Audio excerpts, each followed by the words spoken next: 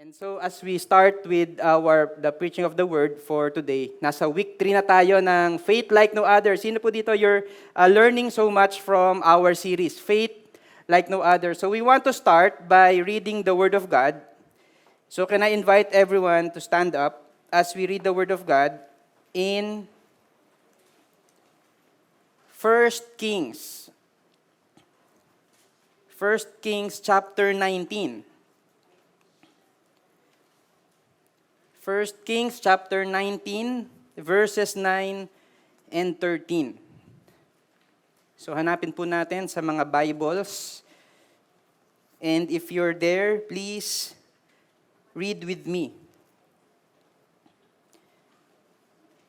There he came to a cave and lodged in it, and behold, the word of the Lord came to him, and he said to him, "What are you doing here, Elijah?" He said, "I have been very jealous for the Lord, the God of hosts, for the people of Israel have forsaken your covenant, thrown down your altars, and killed your prophets with the sword. And I, even I only, am left, and they seek my life to take it away." And he said, "Go out and stand on the mount before the Lord." And behold, the Lord passed by, and a great and strong wind tore the mountains, and broke in pieces the rocks before the Lord. But the Lord was not in the wind. And after the wind, an earthquake, but the Lord was not in the earthquake. And after the earthquake, a fire, but the Lord was not in the fire. And after the fire, the sound of a low whisper. And when Elijah heard it, he wrapped his face in his cloak and went out and stood at the entrance of the cave. And behold, there came a voice to him, and he said, "What are you doing here, Elijah?" Let's pray. Lord, as we talk about faith like no other, I pray, Lord, that you will strengthen us, encourage us with your word. I pray, Lord, that in the moments now we feel like giving up or we're already tired of the things that you have told us to do, I pray, Lord, that we're going to find new strength that comes from you, Lord. Thank you, God. In Jesus' name, amen. Pwede na po tayong maupo. And as we take our seats, pwede bang isipin mo yung sagot sa question na ito, okay? Or maybe you can share this with your seatmate quickly. How do you encourage someone who wants to give up? Yan. Meron ka bang kakilala who already wants to give up? Yung parang gusto nang sumuko. And ang question is, how do you encourage someone like that? Okay? So ito po yung some of the things that we do to encourage someone. So sino po dito, ine-encourage, ang way nyo po para mag-encourage is by being present with someone. 'Di ba yung talagang sinasamahan mo, niyayakap mo, pinagpe-pray mo. Meron po bang ganito yung sagot ninyo? Ito yung normal sa inyo. Yung talagang you spend time with that person that you want to encourage. Or probably, ang ginagawa ninyo, probably meron pong gumagawa nito, niyayaya nyong magkape. Ayan. Meron bang ganon? Yung tara, lilibre na kita. Kape, samgyupsal, or whatever. Magva-Vikings kayo, kakain kayo sa labas. Tara, pangtanggal ng pagod mo, ng stress mo. Magkape tayo, kumain tayo. Meron po bang ganito dito? Yan. O kayo yung kumakain. Di ba? Yung, kahit wala kang problema, kumain tayo. Yan, di ba? So, probably, ang ginagawa mo naman, you help them with what they're doing. Di ba? Yung probably hirap na siya with taking care of her household or something, 'di ba? Tinutulungan mo, pumupunta ka sa bahay, pinaglilinis mo, sinasamahan mo to do the groceries, sinasamahan mong magpaayos ng kotse because of stress na siya doon. So, basta sinasamahan mo at tinutulungan mo. Meron po bang ganito dito? Or you just invite them to have a great time, 'di ba? Mag-enjoy, 'di ba? Maglaro, mag-basketball, mag-swimming, mamasyal. Meron po bang ganon? Diba? So, we do a lot of things to encourage someone. Okay? Yun pong binasa natin kanina in the Bible, it's about the prophet Elijah. Okay? Si Elijah ay isang propeta from the Old Testament. And there is a time in his life na kailangan po niya ng encouragement. So siguro kung ngayon siya nabuhay at uma-attend siya ng Victory May Kawayan, probably you're gonna do one of these things to Elijah. Okay? Pero bago po natin pag-usapan, bakit ba siya malungkot? Bakit ba siya nade-depress? Pag-usapan muna natin kung ano yung pinanggalingan niya, ano yung mga nangyari sa buhay niya bago siya naging depressed. Okay? So, ito po yung buhay ni Elijah. Nagsimula po si Elijah, pag binasa niyo po yung Bible, sa 1 Kings chapter 17. Yung binasa po natin is chapter 19, pero yun pong kwento ni Elijah, nagsimula sa chapter 17. Okay?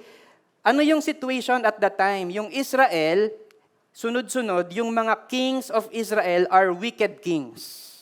So imagine Israel to, dapat they are the people of God, pero sunod-sunod, mga wicked kings, ang wino-worship ay si Baal or si Baal. Yan, kung sosi ka, yan, di ba? Baal. Pag si Baal, okay, si Baal ay isang false god. Hindi po siya totoong Diyos, pero sila yung wino-worship. Bakit? Yun din yung wino-worship na God ng mga ibang tao, ng ibang mga people group. So, yun pong, at that time, ang pinapaniwalaan po nila ay si Baal ay siya po yung nagkokos ng harvest. Kaya merong harvest, kaya maganda, meron tayong pagkain, kaya tayo sagana. It's because si Baal bine-bless tayo. Okay, so that's their belief. So, here comes Elijah. When Elijah was called by God, ano yung unang pinagawa sa kanya? Ito. So verse 17, chapter 17, sabi ni Lord kay Elijah, sabihin mo kay Ahab, si Ahab is the king at that time. As the Lord of the God of Israel lives, before whom I stand, there shall be neither dew nor rain this years, except by my word. So hindi magkakaroon ng ulan. Hindi uulan, and this is more than just a weather forecast. Hindi po si Elijah, hindi po siya parang si Ka-Ernie na parang sabihin mo kay Ahab, walang ulan. So mag-ipon ka na ng mga, 'di ba? Ganun sa atin, 'di ba? Parang mawawalan ng tubig. Mag-ipon ka na, 'di ba? Hindi po ganun yung intent ni Lord, kaya niya pinasabi kay Elijah, kay Ahab na walang ulan. Because it's actually a judgment, it's actually a parang pinapatunayan ni Lord that si Baal ay hindi siya totoong Diyos, na kaya niyang patigilin yung ulan. And so, yun po yung ginawa ni Elijah, sinabi niya kay Ahab na walang ulan. And therefore, ano po yung kasunod? There's gonna be a famine. Siyempre, walang ulan, walang tubig, yung mga pananim, mawawala din lahat. Yung mga animals, mahirap ding alagaan. And sila mismo, wala silang tubig na magagamit kasi there's not gonna be rain. And ano po yung mangyayari kasunod nito is that it's gonna trigger, ito pong event na ito, dahil nawalan ng ulan, it's gonna trigger several events that will actually show the power of God. So ano po yun? Okay, so okay, ito na, walang ulan, dumating na yung famine. Sinabi po ni Lord na kay Elijah, pumunta ka sa brook. Okay, meron siyang binigay na specific name of the brook. Alam niyo yung brook, yung parang sapa or parang batis, di ba? So, pumunta ka doon. Doon ka kukuha ng inumin mo. Plus, merong mga ravens, alam niyo yung ravens, yung mga ibon, na magdadala sa'yo ng pagkain. Yan. So, walang food panda, pero may food raven at that time. Di ba? Ibang animal. So that's what happened. Yung mga raven, every day, maghahatid ng pagkain. Okay? So, nakita niyo po ba yung power ni God with this story? Walang nakakita ng power ni God. Di ba? Di ba? Kasi hindi naman yan nangyayari ngayon. Na, imaginein mo, no? Hindi ka na-order sa Food Panda. Raven na lang yung magdadala sa'yo. Walang ganon. So nakikita po natin yung power ni God. Tama po ba? Okay, another instance. Okay, so yung brook, eventually, natuyo na. Kasi nga, walang ulan. So sabi ni Lord kay Elijah, Elijah, pumunta ka sa ganitong town, Tapos, in that town, meron kang makakasalubong na widow. Okay? So, siya yung magbibigay ng pagkain sa'yo. So Elijah, anong ginawa niya? Nagpunta siya at na-meet niya itong widow na ito. Okay? Sabi niya, Miss Widow, Black Widow, ayan, di ko alam kung ano yung pangalan eh. Pwede bang makiinom? Pwede rin bang makikain na din? Di ba? Meron ba kayong kilalang ganon, yung makikiinom lang, tapos pwede bang makikain na din? Di ba? Yung parang sinagad na, di ba? Pero that's what Elijah did. Alam niyo po kung ano yung sabi ng widow? Actually, wala kaming pagkain kasi yung natitira doon sa bahay namin, it's just enough for me and my son. Meron kaming konting flour, saka konting oil. In fact, yung dala nga niyang firewood, ito na yung last. Magluluto ako ng last meal namin kasi good for one last meal na lang, yung flour at saka yung oil namin. And after that, mamamatay na kami kasi walang-wala na talaga. So that's the situation. Pero, ang sabi ni Elijah, hindi, the Lord will be the one to provide for you. Gamitin mo yung oil, saka yung flour, magluto ka ng bread, and then, for you, for your son, and for me. And then, amazingly, alam niyo po kung ano yung nangyari? Yung oil at saka yung flour ay hindi nauubos. And they have a lot of food. Hindi nauubos eh. So, yung pag-sustain sa kanila ni Lord through the food ay nangyari. So, kita po ba natin yung power ni God? 'Di ba? So, imagine hindi nauubos. Sino po sa inyo gusto niya gano'n? Yung parang hindi nauubos, 'di ba? Yung oil and the flour. Pero hindi pa tapos. Kasi kasama niya yung widow. Ang nangyari po dun sa anak ng widow ay nagkasakit and eventually he died. Namatay yung anak ng widow. Sabi ngayon ng widow, anong ginawa mo, Elijah? Are you here to judge me? Pero alam niyo po kung ano yung ginawa ni Elijah? Pinag-pray niya yung anak, and miraculously, the son came back to life. So nakita niyo po ba yung power ni God in the life of the son? Tama, 'di ba? Nabuhay. So it's amazing. Kitang-kita po yung power ni God. And another story is this one. Medyo iso-shortcut ko lang yung story kasi this is a long story. So ang nangyari sinabi ni Lord kay Elijah, okay, bumalik ka kay Ahab. Sabihin mo, babalik na yung ulan. Uulan na ulit. So on his way there, so nakapunta na siya. Okay, so mamaya ko na ikukwento yung kung ano yung nangyari on his way. So pagdating niya kay Ahab, ano po yung sinabi sa kanya ni Ahab, ni King Ahab? Ikaw yun, ikaw si Elijah, ikaw yung troublemaker of Israel. Kaya tayo merong famine, kaya tayo walang ulan, dahil sa'yo yun. Okay? Sinabi ni Elijah, hindi, actually, it's because of you. It's because of you, Ahab. Kasi nagwo-worship ka sa ibang Diyos. At pinapatunayan lang ng Diyos na walang ibang Diyos kung hindi siya lang by this. O sige, ganito yung gagawin natin ha. Tawagin mo yung mga Israelites, the whole Israelites. Okay?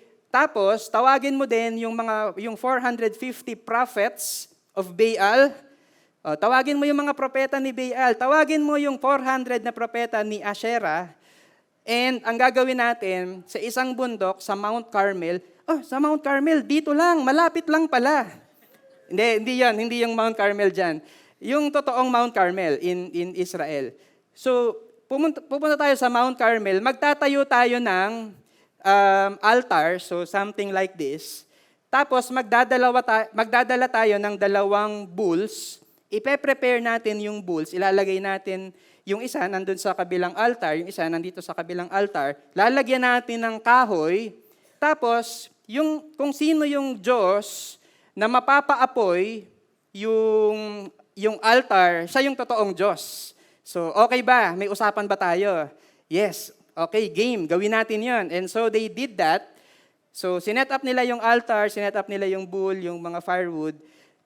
So, sabi ni Elijah, o yung mga prophets ni Baal, mauna na kayo. Una na kayo. So ginawa nila, they were praying to Baal, to their God. Nagsasayaw na sila, nagti-TikTok na sila doon, and kung ano-ano yung ginagawa nila. In fact, sinusugatan na nila yung sarili nila because they think that by doing that, si Baal would actually hear them. So, sinimulan nila ng umaga, umabot sila ng tanghali, wala pa din. Okay, sabi ni Elijah, baka naman natutulog si Baal. Di ba? Baka natutulog yung Diyos nyo.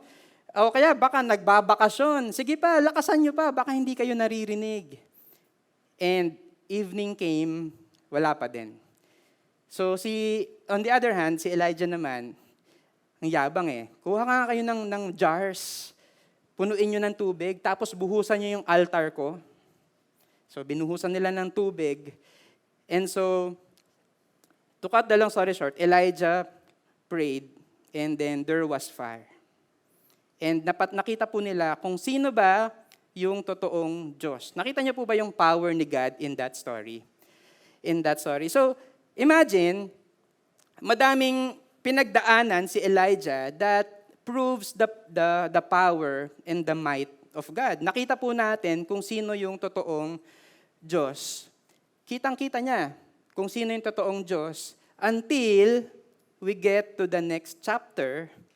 And ito na po yung start ng story or nung lalabas na si Jezebel. Yan. Kilala niyo po ba si Jezebel? May buntot po yan, hindi lang kita. Natatakpan lang. Kidding aside, si Jezebel is the queen. She is the wife of King Ahab. May chismis po ako. Yung iba, pag chismis, nakikinig talaga di ba?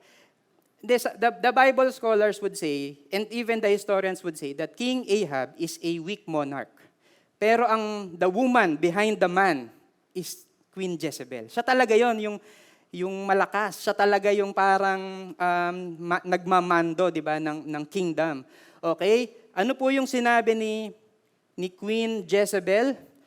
Sabi niya, then Jezebel sent a messenger to Elijah saying, sabihin mo kay Elijah, so may the gods do to me and more also, if I do not make your life as the life of one of them by this time tomorrow. In other words, ipapapatay kita.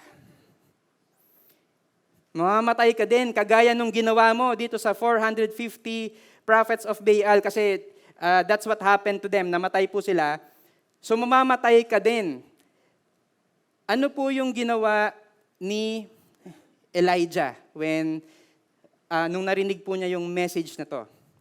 Anong ginawa niya? Tumakbo. Galing po siya dito sa Jezreel, yan, mataas. All the way, may stopover siya dito sa Beersheba, all the way to Mount Sinai or to Horeb. Ang layo. Di ba? Kita niyo yung mapa. Sa sobrang takot niya kay Jezebel, hindi ko nga alam ba't takot siya, hindi naman makakalangoy si Jezebel sa lupa, di ba? Pero ang layo po nung narating niya. Okay, Mount Sinai. And this is the description. Then he was afraid, and he rose and ran for his life and came to Beersheba, which belongs to Judah, and left his servant there. But he himself went a day's journey into the wilderness and came and sat down under a broom tree. And he asked that he might die, saying, "It is enough. Now, O Lord, take away my life, for I am no better than my fathers." Alam niyo po kung isa-summarize ko itong verse 3 and verse 4. I'm gonna summarize this with this statement. Lord, ayoko na. Lord, ayoko na. Bakit? Kasi balikan natin. Ano po yung ginawa niya? He was afraid and tumakbo siya. Palayo. Okay, malayong-malayo. Tignan nyo, si Elijah is ready to quit kasi yung servant niya, iniwanan na niya sa Beersheba. Okay, wala. Tapos na yung ministry natin. Okay na, wag ka nang sumama sa akin. Maiwan ka na dito. You go ahead and find your another kind of life. Tapos na tayo. And he was depressed, di ba? Nasaan siya? Nasa wilderness and sitting down under a broom tree. So imagine that picture, yung broom tree, it's not even a big tree. So nakikita niyo po yung depression niya, yung parang wala namang masyadong shade na naibibigay itong broom tree. And ito pa, he asked that he might die. Lord, kunin mo na yung buhay ko. Bakit? I'm no better than my fathers. And si Elijah was now ready to quit. Essentially, what he's saying is, Lord, ayoko na. Ayoko na. In our faith journey, alam niyo po yung faith, hindi po yan, when we talk about faith, it's not a one-time event na ngayon may faith ako, tapos okay na yun. Yun pong faith, it's actually a journey. We start by putting our faith in Jesus Christ, pero we don't end in that day. It's continuous. Habang buhay po tayo, it's a journey of faith. And let me tell you this, that our faith journey is going to be filled with both highs and lows. Kaya nga sa Victory Group, di ba minsan nagtatanungan tayo, ano yung mga highs at saka yung mga lows mo?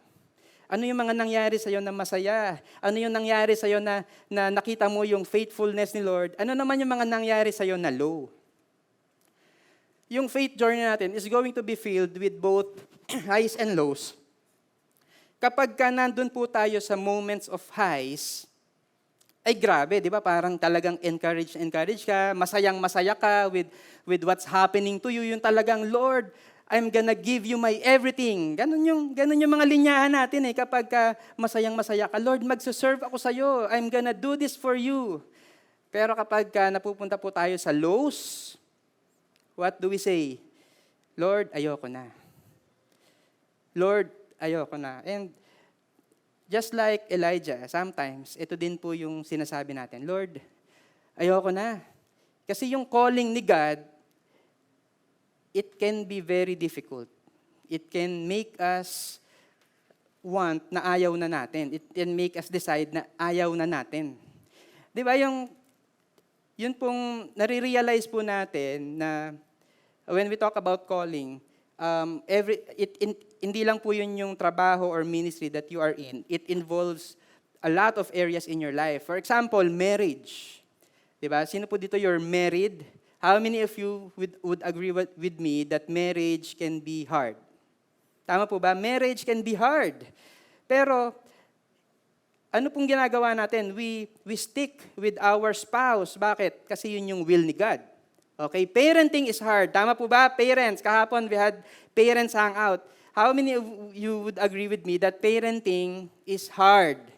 Yun talagang kailangan mong turuan, kailangan mong i-model, i-correct, i-discipline yung anak mo.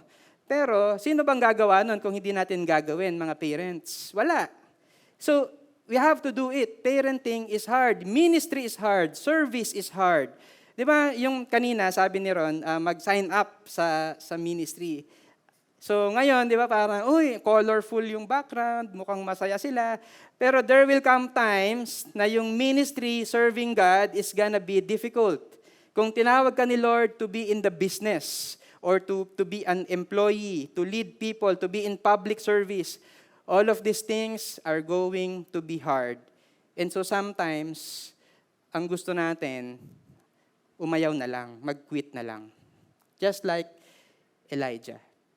Pero si God, hindi po yung pagkukwit, hindi yun yung gusto niyang mangyari kay Elijah. And so the Lord would do something sa buhay ni Elijah to encourage him to go back to the mission of being a prophet.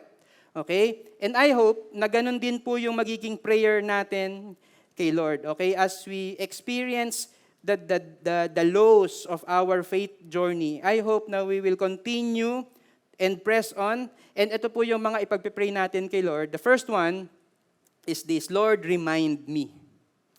Remind me, paalala mo sa akin, Lord. Kasi ito po yung nangyari sa kanya. So he was running away from Jezebel.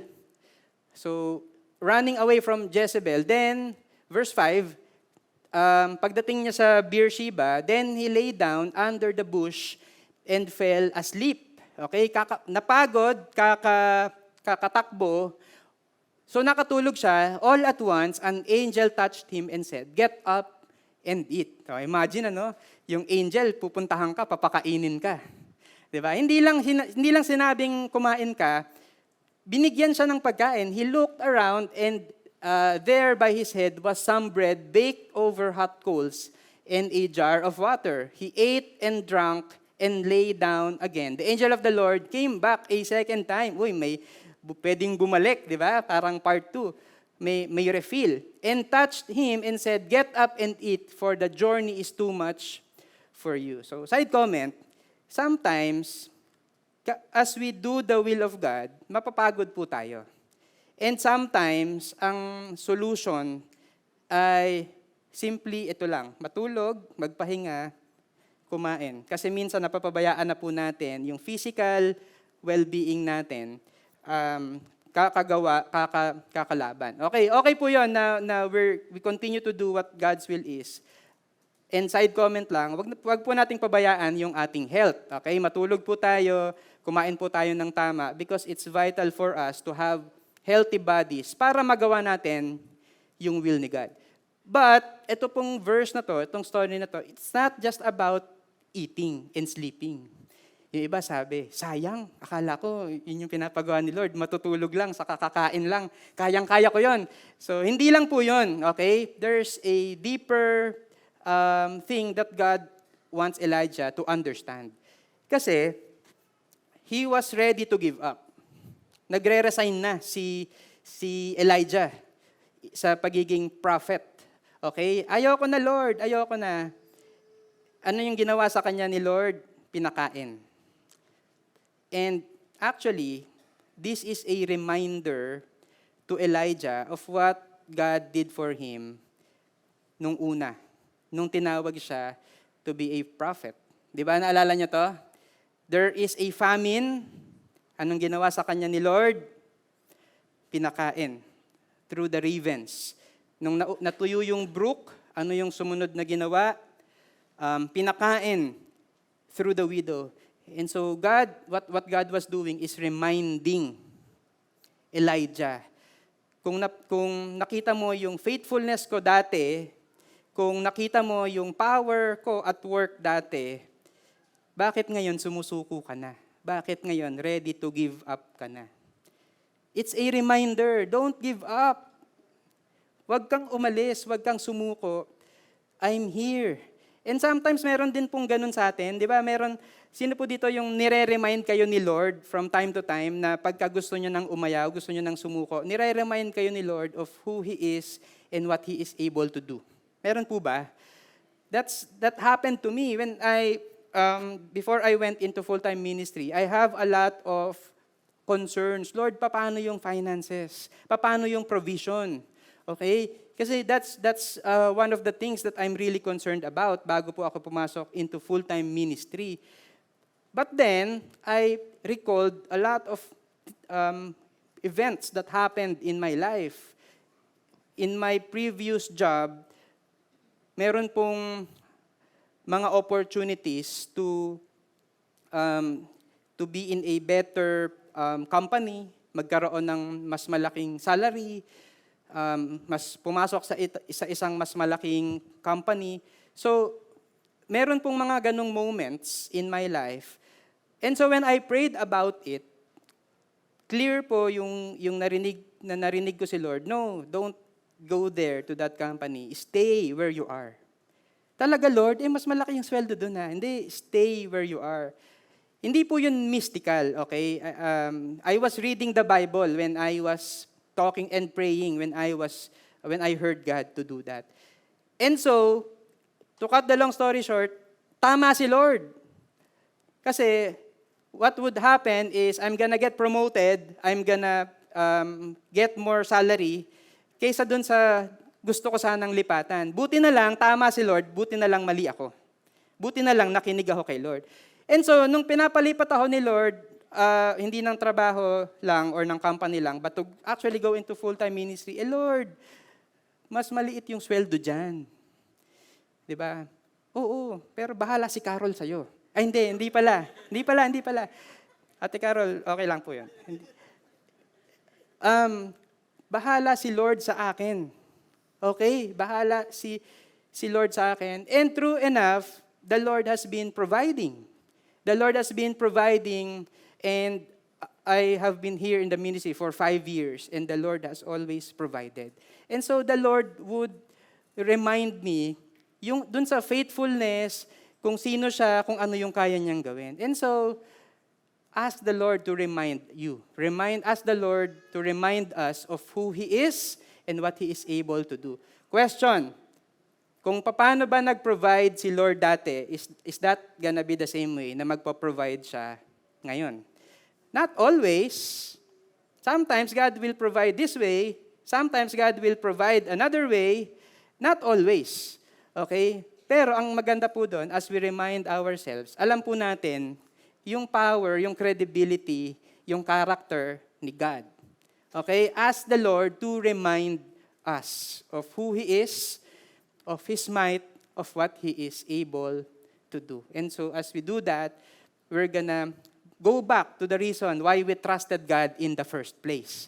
Okay? So remind me, Lord, remind me. Second is, rebuke me. Ouch. Sino po dito gusto niyang ma-rebuke kayo ni Lord? Or correct me. Pwede rin ganon. Correct me, Lord. Rebuke me. Bakit rebuke me? Because, ito po yung gusto kong sabihin, we are closest actually to defeat in the moments of our greatest victories. Question, kailan ka mas nagpa-practice, mas nagpe-prepare? Kapag hindi ka masyadong confident, kapag kunwari, basketball, lagi kayong talo, or doon sa moment na hindi, maning-mani na sa'yo yung mga kalaban mo. Di ba yung exam, kahit di ako mag-review, kayang-kaya ko yan. Saan ka mas nagpe-pray, saan ka mas nagpe-prepare, saan ka mas nagpa-practice? Dito sa time na to, or dito? Hindi ba dun sa time na hindi ka masyadong confident, yung parang ang hirap, hindi ba dun sa time na parang mas magaling yung kalaban mo, dun sa mukhang imposible sa'yo, that's the time that you pray more, that you prepare more, that you actually cry to the Lord, Lord, tulungan mo ko. Pero pag nandito ka, sunod-sunod yung success mo, ang dami mong pera, ang dami mong promotions, what happens? Nagiging pabaya ka na. Diba? Kahit hindi ka na mag-pray, okay lang. Bakit? Successful na ako eh. Okay na, palagi na ako nananalo, madali na yan. Okay na. And so probably that's what happened to Elijah. Bakit? Ang dami niyang na-experience na magagandang bagay. There are a lot of moments na powerful. Kitang-kita yung work ni God in powerful ways. Pero ito po yung nangyari. There, he came to a cave, na nakarating na po siya sa Mount Sinai. And behold, the word of the Lord came to him, and he said to him, Elijah, anong ginagawa mo dito? What are you doing here, Elijah? Tingnan niyo po yung sagot ni Elijah. I have been very jealous for the Lord, the God of hosts, for the people of Israel have forsaken your covenant, thrown down your altars, and killed your prophets with the sword. And I, even I only, am left, and they seek my life to take it away. When we study this, yung sagot po ni Elijah, exaggerated po yan. Exaggerated. Bakit? Because, tama ba to? The people of Israel have forsaken your covenant. Some have forsaken the covenant, but not all. Okay, so mamaya, I'm gonna tell you about this. Thrown down your altars, sinira ba yung mga altars? Yes, pero naalala nyo, bumuo sila nung altar, di ba, kung saan nasunog yung bull. So, it's an exaggeration. Killed your prophets with the sword, hindi lahat. Kasi sabi dito, and I, even I only, am left, and they seek my life to take it away. Sabi ni Elijah, mag-isa na lang ako, wala nang ibang nagfa-follow kay Lord, ako na lang. And so, nakalimutan ni Elijah, kasi meron pong story, sinabi ni Lord sa kanya, balik tayo dun sa dun sa Mount Carmel. Yung bago siya dumating ng Mount Carmel, nakasalubong niya si Obadiah.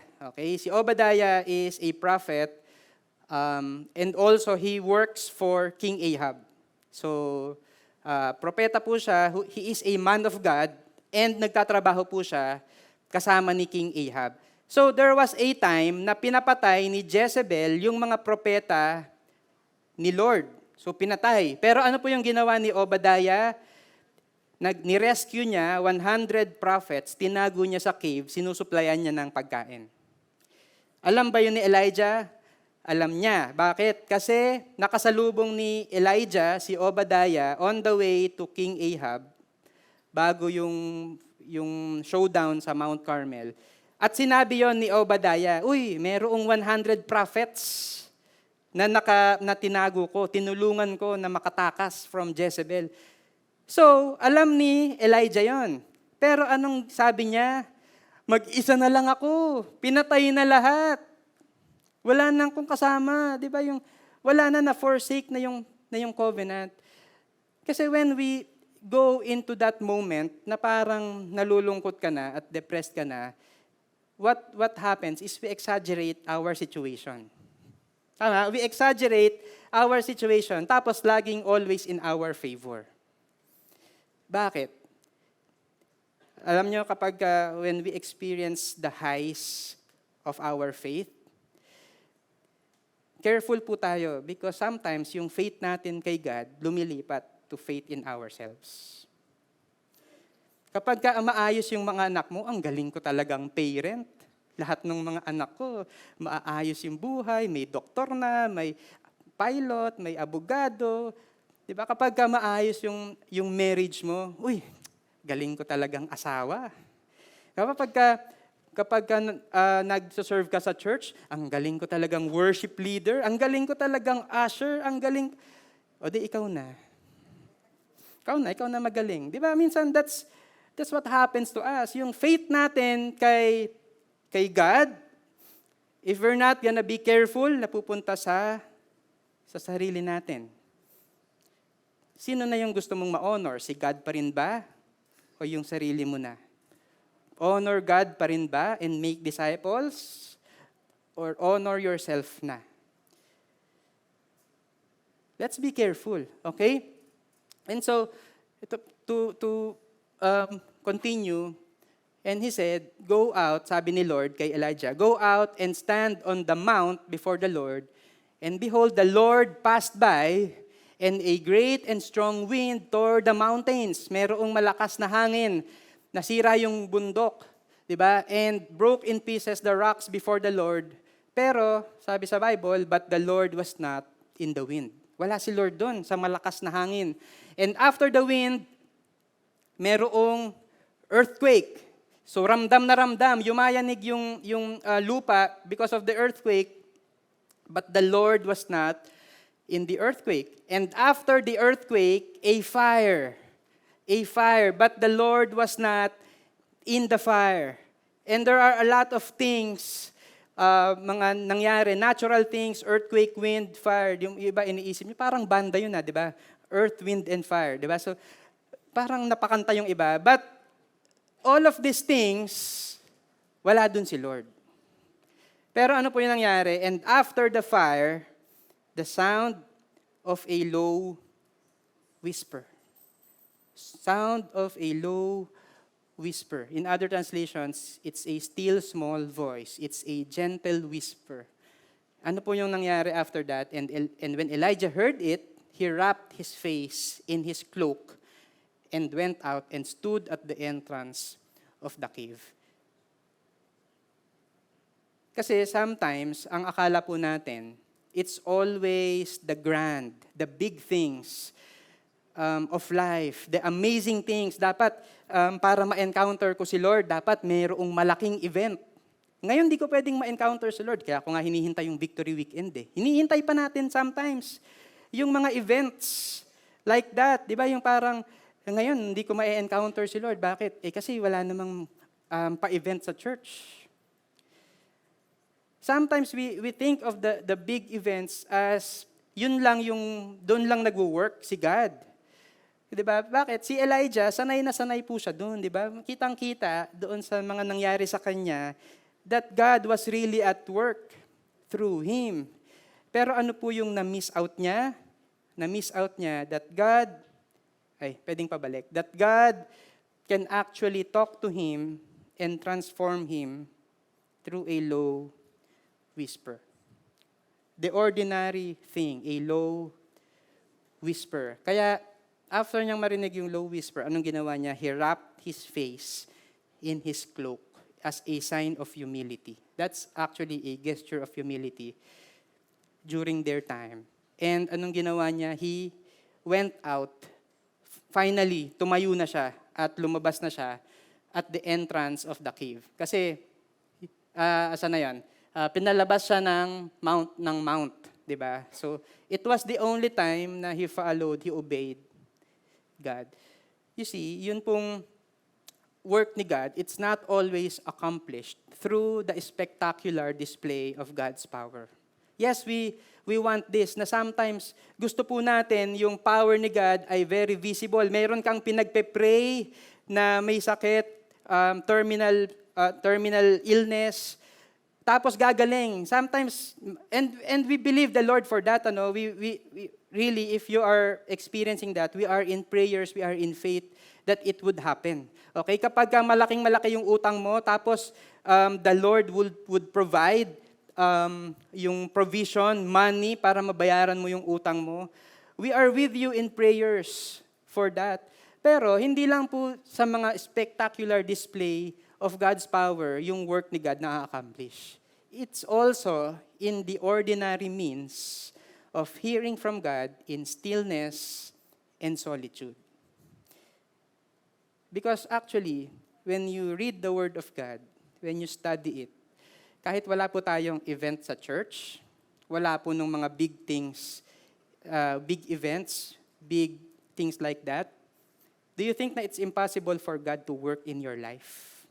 Kailangan ba maririnig mo lang si Lord at ma-encounter mo lang siya sa mga big things, sa mga big situations in life? Or during your victory groups, pwede mo ring marinig si Lord? Minsan, meron akong pinagpipray.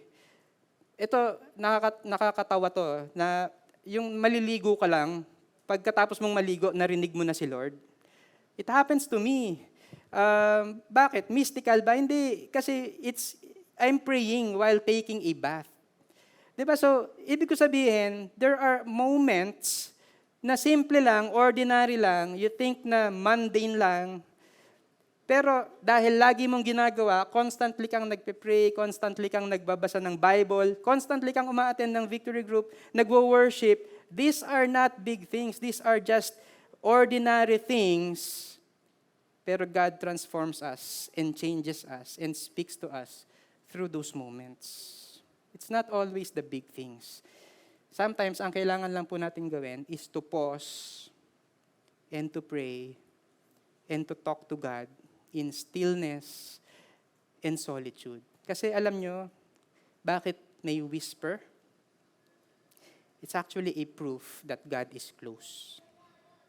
Di ba kapag binubulungan ka, ibig sabihin, malapit sa'yo. It's actually God's message that, hey, you feel alone? I'm here. I'm here. I'm gonna be the one to transform, to do something through your life. It's not about you. Hindi ikaw yung magbabago, hindi power mo yung magbabago. Kasi na-frustrate siya, akala niya, by doing what he did in Mount Carmel, napatunayan na walang ibang Diyos maliban kay God. Pero si Jezebel, hindi pa rin naniniwala. So, it's not the big things. And sometimes, yun pong, meron po tayong whenever we act in faith, akala natin, dapat dun sa timing natin, sa paraan na gusto natin, dun sa condition natin. Di ba? Lord, ginawa ko na ha. Ginawa ko na. O bakit hindi pa rin nagbago?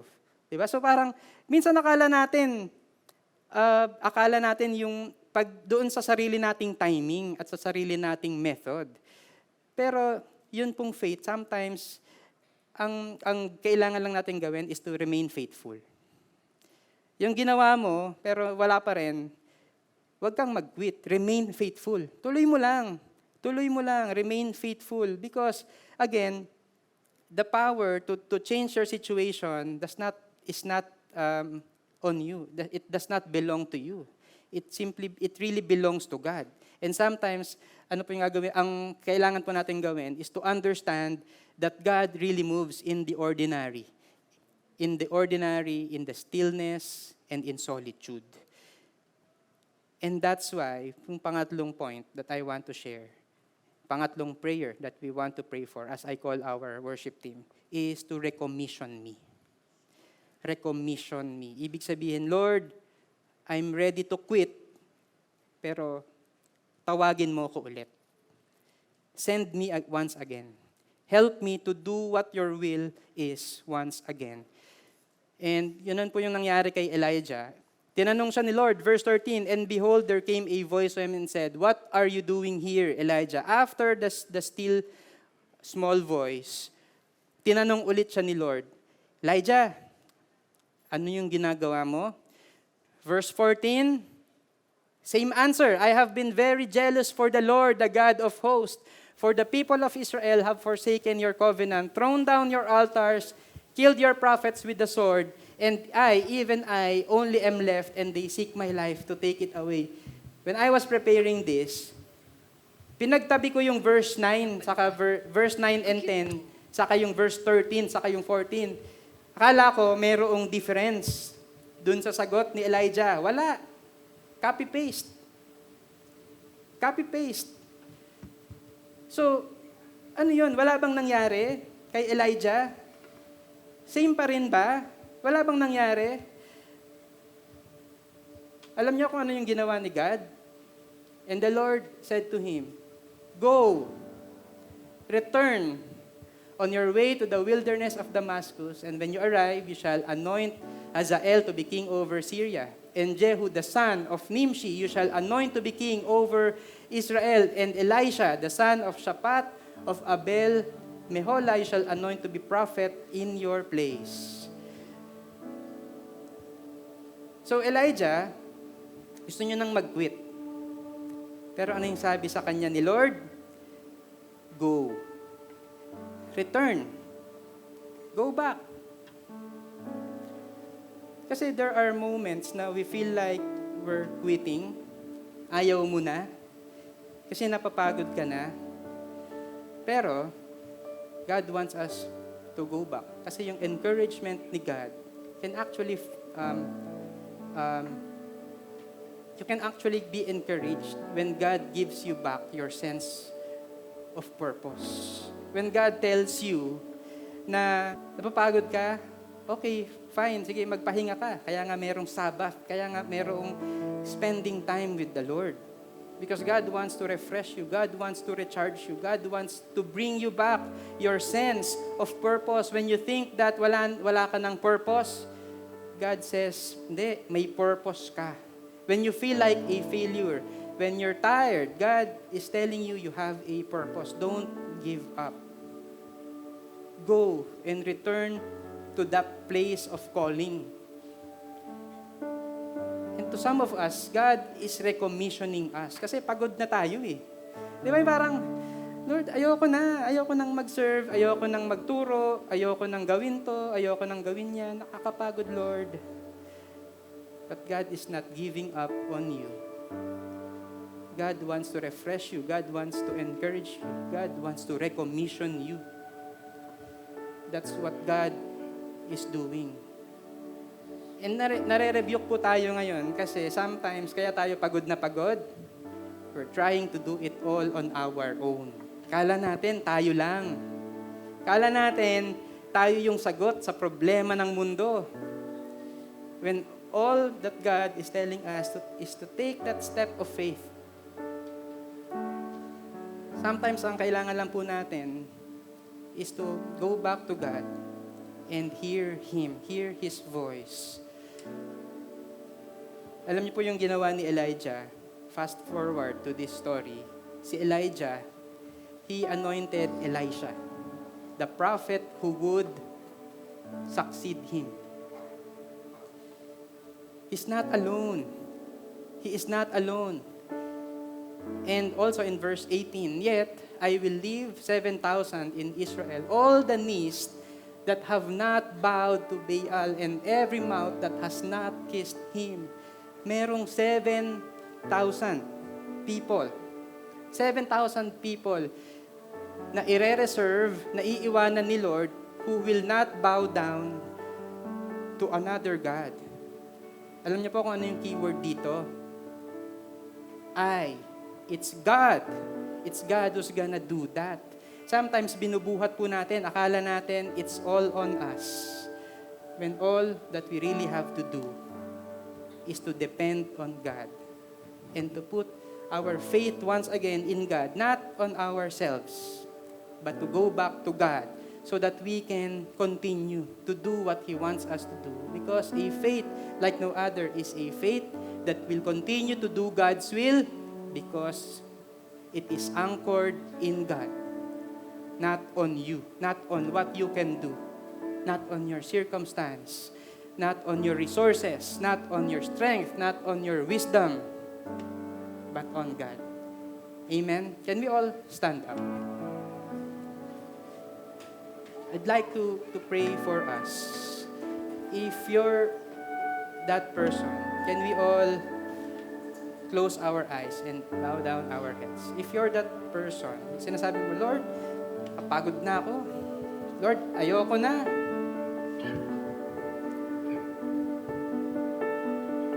Lord, susuko na ako. Parang wala namang nagbabago. Pinag-pray ko na. Ginawa ko na yung part ko. Pinagsilbihan ko na. Kinausap ko na. Lahat ng medicines, ininom ko na. Lahat ng check-up, ginawa ko na. Lahat ng investment, inayos ko na. And it feels like parang walang nangyayari. Pagod ka na. But you're making a decision right now to go back once again, to put your faith once again to God. Not on yourself, not on your resources, not on anything that you have. If you're that person, please raise your hands. I'd like to pray for you. Lord, you see all of these hands that are raised. Lord, as human beings, that includes me, talaga naman nakakapagod. Nakakapagod mag-serve, nakakapagod yung ministry, nakakapagod yung situations namin, nakakapagod yung what's happening in our homes, and everything that's happening in our lives. Lord, nakakapagod. And we want to repent, Lord, for all the times na yung faith namin, hindi namin napansin, nag-transition na pala from faith in you, ngayon, faith in ourselves na. So Lord, we like to repent for that. And we would like to ask, Lord, remind us who you are. Ano yung kaya mong gawin? Rebuke us, Lord, kapag meron pala kaming mga maling mindsets, mga maling actions, maling priorities. Correct me kami, Lord. And also recommission us, Lord. Help us to do. Give us that grace so that we can continue serving, so that we can continue serving our families, serving here in the church, in the community. Do the work that you have called us to do. Because at the end of the day, it's never about us. It's about you. So Lord, we're making ourselves available to that calling once again in obedience, in surrender, in submission to you, to your authority, because you are our Lord. You are the Lord of our lives. Thank you, God. In Jesus' name, amen. Let's worship God once again.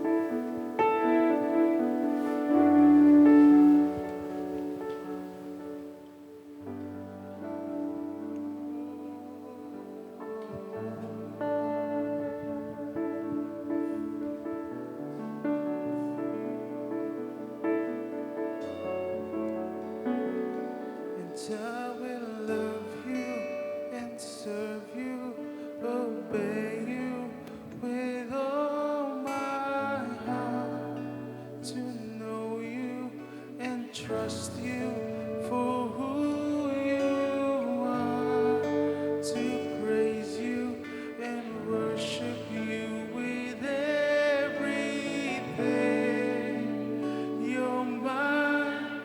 We sing this together. And I will love you and serve you.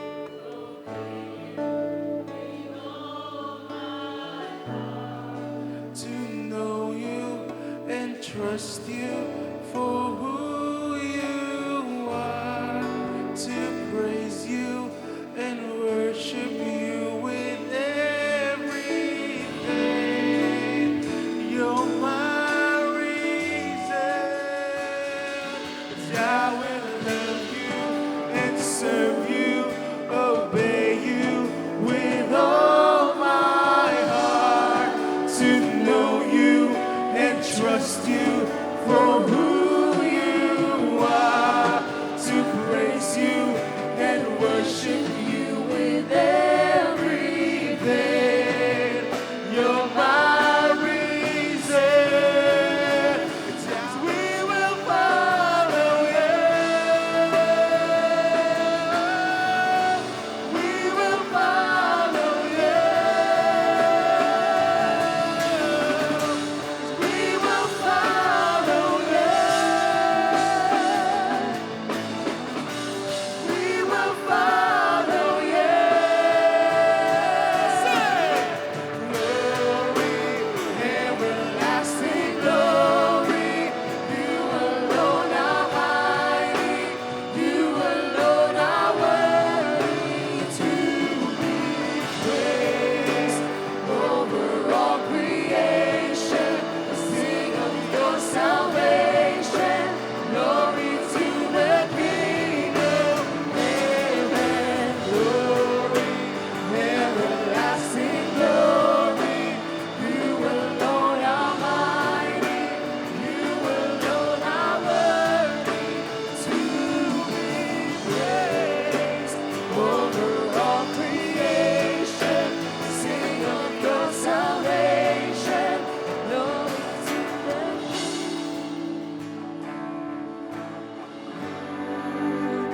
everlasting glory. You alone are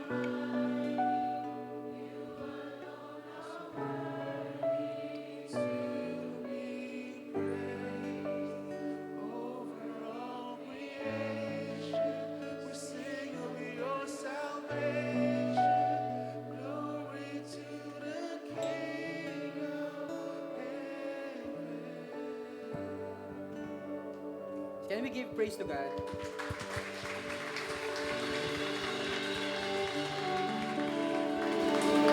Lord, thank you so much that we can worship you here and get reminded by your word. I pray, Lord, for every one of us here who's going through a tough time, especially, Lord, this week. I pray, Lord, that you will strengthen our faith. Help us, Lord, to have a faith like no other because it is anchored on you. Maraming salamat po, Lord. Please we pray in Jesus' name. Amen.